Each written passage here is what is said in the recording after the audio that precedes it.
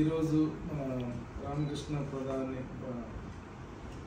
గౌడ్ ప్రధాని అన్న గారి బర్త్డే సందర్భంగా నన్ను ఆహ్వానించినందుకు, నన్ను వారిలో ఒక మిత్రునిగా, స్నేహితునిగా, నన్ను బంధువునిగా చేసుకున్నందుకు నేను ప్లస్ వాళ్ళకి బర్త్డే శుభాకాంక్షలు తెలియజేస్తున్నాను. ప్లస్ నా దీక్ష సినిమా ప్రొడ్యూసింగ్ నాకు ఆపర్చునిటీ ఇచ్చినందుకు. అంటే నేను ఫస్ట్ ఒక సినిమా తీశాను, కానీ ఆ సినిమా రిలీజ్ చేయలేకపోయాను.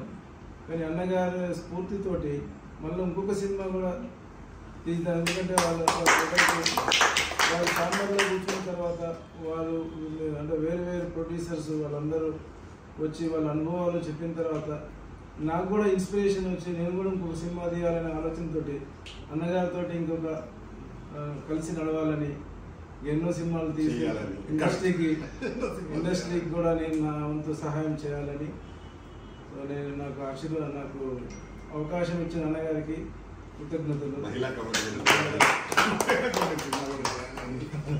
మహిళా కబడ్డీ సినిమా కూడా చేయాలని అనుకునేటట్టు చేస్తున్నారు అన్నగారు. నమస్కారం.